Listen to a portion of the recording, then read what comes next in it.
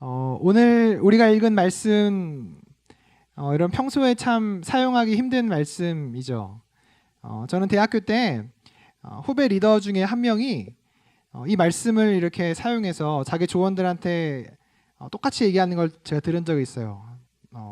내가 예수님을 본받은 것처럼 너희도 나를 본받아라. 예. 그래서 제가 그 얘기를 들으면서 진짜 교만한 애다. 예. 아니 어떻게 이거는 사도 바울이 쓰는 이야기지 자기가 어떻게 자기 조원들에게 너희가 내가 예수님을 본받는 것처럼 너희가 나를 본받아라라고 말할 수 있을까, 이런 생각을 했던 기억이 납니다. 오늘 이 중에 리더들이 많이 와 있을 것인데 혹시 여러분 이 말을 여러분의 조원들에게 사도 바울처럼 이야기한 적이 있습니까? 너희가 나를 본받아라. 내가 너희에게 권하노니 너희는 나를 본받는 자가 되라. 예. 아마 이렇게 말할 수 있는 사람은 있을지도 모르겠죠, 그죠? 모르겠습니다. 근데 참 이게 어려운 말인 것 같아요.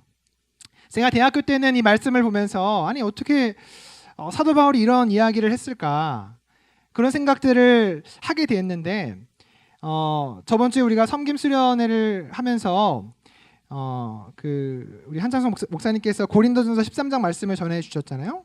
제가 고린도전서 말씀을 다시 쭉 보면서 다시 이 말씀이 제 안에 들어왔습니다. 재밌게도 오늘 우리가 읽은 말씀 너희는 나를 본받는 자가 되라, 이게 고린도전서 11장 1절에 또 나옵니다. 내가 그리스도를 본받는 자가 된 것 같이 너희는 나를 본받는 자가 되라.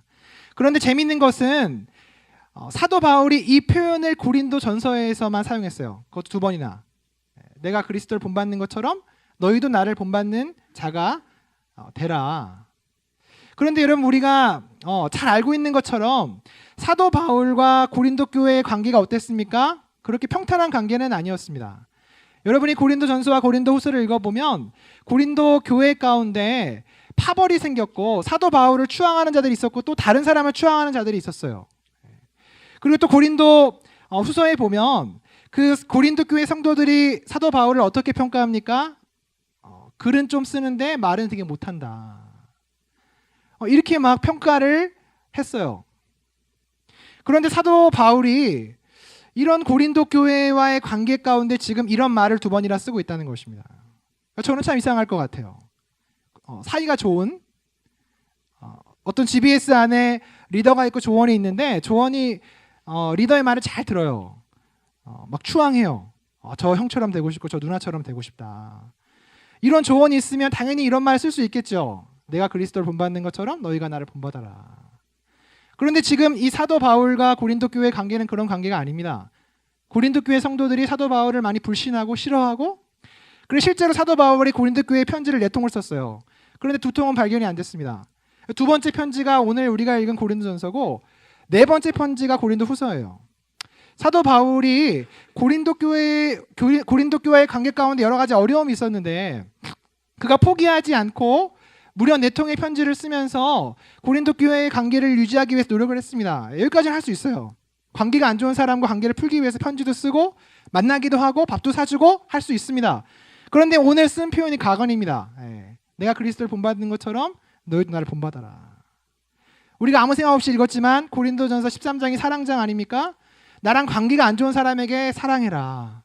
사랑이 이렇다. 사랑이 오래 참고, 이렇게 말하면서 그 맥락 가운데 이 고린도전서 안에 사랑장이나 오늘 우리가 읽은 본문 너희는 나를 본받는 자가 되라, 이렇게 말하는 것은 정말 어울리지 않는 것이죠.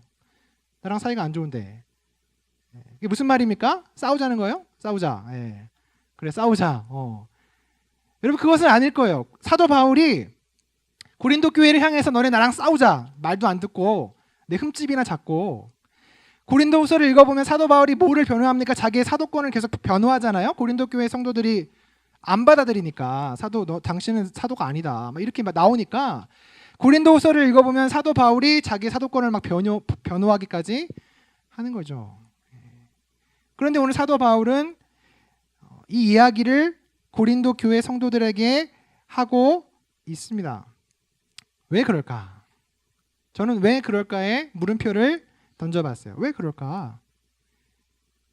나와 관계가 안 좋은 사람과의 관계를 회복시켜야 되는데 왜 사랑하라고 그러고 왜 나를 본받는 자가 되라고 그러고 어떻게 보면 좀 상황과 관련 없는 이런 이야기들을 할까라는 생각을 해보았습니다.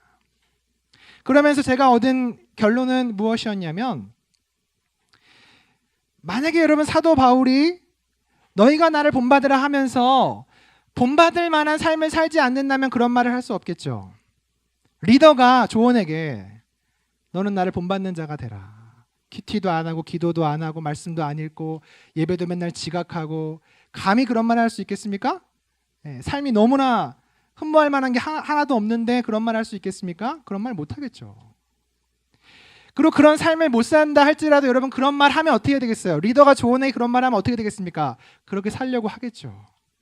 내 삶을 본받으라고 말했는데 내가 막 살 수 있어요? 없어요.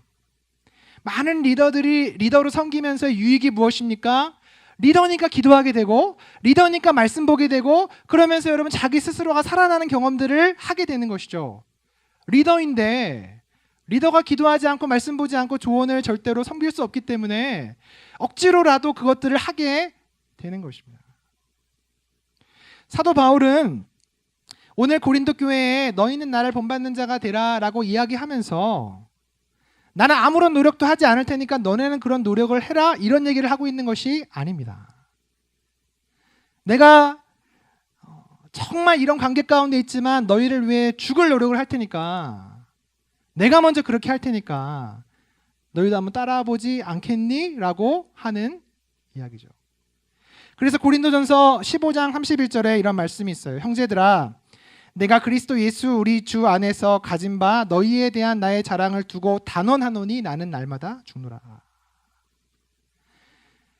사도 바울을 싫어하고 음해하고 사도가 아니라고 이야기하는 이 고린도 교회를 향해서 사도 바울은 그들이 비난하고 싫어하는 대로 고린도 교회를 갚아준 것이 아니라 도리어 여전히 나는 너희를 위해 죽겠다. 설령 너희가 나를 사랑하지 않고 나를 싫어하고 미워하고 사도가 아니라고 하고 그렇게 이야기해도 나는 너를 위해서 날마다 죽겠다. 나를 본받는 자가 되라. 내가 먼저 그 길을 갈 테니 너희가 그 길을 따라오라고 사도 바울이 이야기하고 있는 것입니다. 저는 목사로서 성경을 보면서 참 많이 갖는 질문은 기독교가 무엇일까? 복음이 무엇일까? 여러분 기독교가 무엇입니까? 복음이 무엇입니까? 이런 질문들을 던져보면서 한 가지로 답이 모아지는 것은 무엇이냐면 기독교는 죽는 것입니다. 죽는 것입니다. 왜 그렇습니까? 여러분 우리가 누구를 쫓아갑니까? 누구를 사랑합니까? 예수 그리스도. 우리가 예수님의 길을 쫓아가는 사람들이잖아요. 예수님의 삶을 쫓아가는 사람들이잖아요. 예수님의 말씀을 따라가는 사람들이잖아요. 그런데 예수님이 어떻게 하셨습니까? 십자가에 죽으셨습니다. 그분이 그렇게 죽으셨어요. 내가 만약에 기독교인이고 예수님을 쫓아간다고 했을 때 그것은 다른 말로 하면 무슨 표현이냐면 나도 예수님처럼 죽겠다라는 표현이죠. 오늘 사도 바울이 고린도전서 15장 31절에 단언하노니 나는 날마다 죽노라라고 말할 수 있었던 이유는 그가 예수 그리스도를 따라가는 사람이었기 때문이에요. 사도 바울이 먼저 죽은 게 아닙니다. 자기를 미워하고 싫어하는 고린도 교회 내가 사랑이 정말 많으니까 내가 너희들 위해 죽겠다 했던 것이 아닙니다. 내가 그렇게 박해하고 핍박했던 예수 그리스도가 나를 위해 먼저 죽었기 때문에 나는 그 예수를 따라가는 사람이기 때문에 나도 죽겠다 너희를 위해서. 우리도 여러분 이 시간 동일한 시대를 살고 있습니다. 사도 바울이 예수를 따라갔고 사도 바울을 통해서 디모데가 예수를 따라갔고 여러분 이 시대에 우리가 동일하게 사도 바울과 디모데와 많은 신앙의 선배들을 통해서 예수를 따라가는 사람들이죠. 죽겠다고 따라가는 사람들이죠. 그래서 제가 오늘 설교의 제목을 예수의 사생팬이라고 적었어요. 사생팬. 그 옆에 있는 목사님이 그 팬이 어떤 팬입니까? 선풍기입니까? 뭐 이렇게 물어봤어요. 예. 원래 제가 이 제목이 아니라 망해야 되는 사람들 이렇게 정했다가 묵상하다 보니까 사생팬이 좋은 것 같아요. 죽어야 사는. 먼저 죽어야 예수님처럼 먼저 죽어야 사는 사람들이 그리스도인이다. 이 시대에 너무나 많은 사람들이 교회를 다닙니다. 너무나 많은 사람이 예수의 팬이에요. 그죠? 예수님 싫어하는 사람 별로 없어요. 교회 나오는 사람 중에. 열광하지 않습니까? 찬양에 예수 그리스도가 나오잖아요. 제가 이렇게 원통을 하다 보면 여러 가지 문제가 있는데 그 문제를 해결하는 한 단어가 있어요. 예수 그리스도. 네가 예수님 믿냐? 우리가 어떤 상황 가운데 예수님 하면 여러분 예수님을 따라가야죠, 당연히. 우리가 찬양하면서 예수님께 열광하고 예수님을 믿기 위해서 여기에 모여 있잖아요. 그럼 저는 이 시대를 보면서 느껴지는 건 무엇이냐면 예수의 팬은 많은데 예수의 사생팬이 없다. 팬은 많아요. 좋아해요. 예수님 너무 좋아해요. 나를 사랑해 주시니까. 예수님의 사랑이 너무 감격이 되고 너무 좋아요. 예수님이. 교회 나오고 싶어요. 그런데 예수님을 너무나 좋아하는 사람들은 많은데 예수님께서 가신 그 길 먼저 죽고 다른 사람들을 위해 죽는 그 길을 따라가려는 사생팬들은 이 시대에 많이 없는 것 같습니다. 사랑하는 대학부 여러분, 우리가 수양회를 가는데 이 수양회 가운데 우리가 먼저 죽는 사람이 된다면 여러분이 수양회 가운데 GBS가 있는데 그 GBS 안에 리더가 먼저 죽는 사람이 된다면 수양회 가운데 여러 가지 모임이 있는데 그 모임 가운데 여러분이 먼저 죽는 사람이 된다면 여러분 그곳 가운데 진짜 기독교가 무엇인지를 우리가 경험하게 될 것입니다. 우리가 우리 부서 안에서 먼저 죽는 사람이 된다면 고린도 교회가 사도 바울을 흠집내고 싫어하는 그런 것 같이 나를 힘들게 하고 어렵게 하고 그런 조언들 있잖아요. 특별히 카톡해도 씹고 전화해도 싫어하고 굉장히 격하게 하는데요. 네. 내가 죽는 거잖아요. 내가 무슨 잘못을 했길래 얘한테 이런 대우를 받지? 우리가 그런 문제 때문에 많이 힘들어한 경우가 있습니다.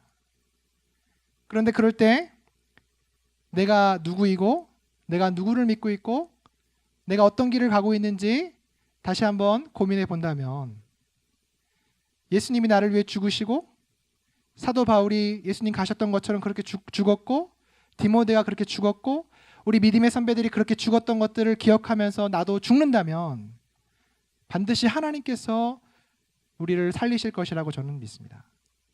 기독교의 생명력이 어디에 있습니까? 그것은 바로 죽음에 있는 것입니다.